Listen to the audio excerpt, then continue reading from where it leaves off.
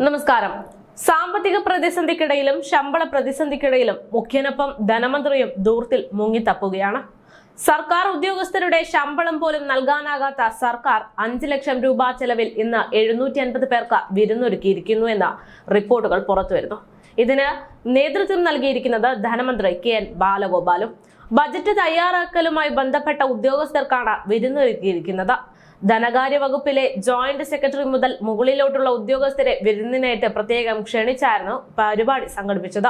Joint secretary മുതൽ മുകളിലോട്ട് 1000-ഓളം ഉദ്യോഗസ്ഥരാണ് ധനവകുപ്പിൽ ഉള്ളത്. ധനവകുപ്പിൽ നിന്ന് മാത്രം 400-ഓളം ഉദ്യോഗസ്ഥർ വിരുന്നിൽ പങ്കെടുത്തു എന്നാണ് സൂചന. ഇവരെ കൂടാതെ നികുതി വകുപ്പ്, GST കമ്മീഷണറേറ്റ്, ഗവൺമെന്റ് പ്രസ് ജീവനക്കാർ, ബാലഗോപാലിന്റെ 25 പേഴ്സണൽ സ്റ്റാഫുകൾ എന്നിവരും വിരുന്നിൽ പങ്കെടുത്തിരുന്നു. തൈക്കാടുള്ള ഗവൺമെന്റ് ഗസ്റ്റ് ഹൌസിലാണ് ധനമന്ത്രി വിരുന്നൊരുക്കിയത്. വിരുന്നിൽ പങ്കെടുത്ത ഉദ്യോഗസ്ഥരെ ഗസ്റ്റ് ഹൌസിൽ എത്തിക്കാൻ പ്രത്യേകമായി ബസ് ഉൾപ്പെടെ ഏർപ്പെടുത്തിയായിരുന്നു പരിപാടി സംഘടിപ്പിച്ചത്.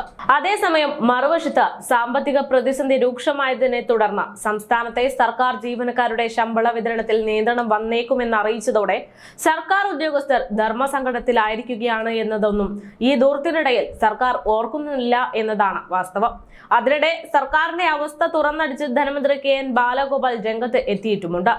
സർക്കാർ ജീവനക്കാർക്ക് മുഴുവൻ ശമ്പളവും ഒന്നിച്ചു കിട്ടില്ല എന്നും ശമ്പള വിതരണം ഇന്ന് തുടങ്ങിയാലും പ്രതിസന്ധി തീരില്ല എന്നും അദ്ദേഹം വ്യക്തമാക്കി. പിൻവലിക്കാവുന്ന ശമ്പള തുകയ്ക്ക് പരിധി കൊണ്ടുവരാനാണ് ഇപ്പോൾ സർക്കാരിന്റെ തീരുമാനം.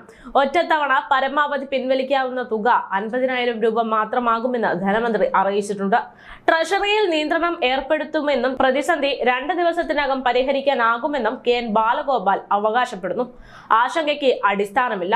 ശമ്പളവും പെൻഷനും മുടങ്ങില്ല എന്നാണ് സർക്കാരിന്റെ വാഗ്ദാനം. സാങ്കേതിക പ്രശ്നം മാത്രമാണ് നിലവിലുള്ളതെന്ന് ധനമന്ത്രി പറയുന്നു. അപ്പോഴും ആർക്കും ശമ്പളം ലഭിച്ചിട്ടില്ല. പ്രതിസന്ധിയുടെ കാരണം കേന്ദ്ര സർക്കാരാണ് എന്ന് കുറ്റപ്പെടുത്താനും ധനമന്ത്രി മറന്നിട്ടില്ല. കേരളത്തിന് ലഭിക്കേണ്ട തുക കേന്ദ്രം തടഞ്ഞു വെച്ചിരിക്കുകയാണ് എന്നും ഇനിയും 13,608 കോടി രൂപയാണ് ലഭിക്കാനുള്ളത് എന്നും അദ്ദേഹം ഈ അവസരത്തിൽ കൂട്ടിച്ചേർത്തു. എല്ലാ ജീവനക്കാരുടെയും അക്കൗണ്ടിൽ പണം എത്താതെ സമരം പിൻവലിക്കില്ല എന്ന സെക്രട്ടേറിയറ്റ് ആക്ഷൻ കൗൺസിൽ അറിയിച്ച സാഹചര്യത്തിലാണ് ഇക്കാര്യങ്ങളെല്ലാം വ്യക്തമാക്കിയത്. നിലവിൽ സർക്കാരിന്റെ പക്കലുള്ള പണം ജീവനക്കാരുടെ അക്കൗണ്ടിലേക്ക് എത്തിക്കുകയാണെങ്കിൽ ഓവർഡ്രാഫ്റ്റും പ്രതിസന്ധിയിലേക്ക് നീങ്ങും.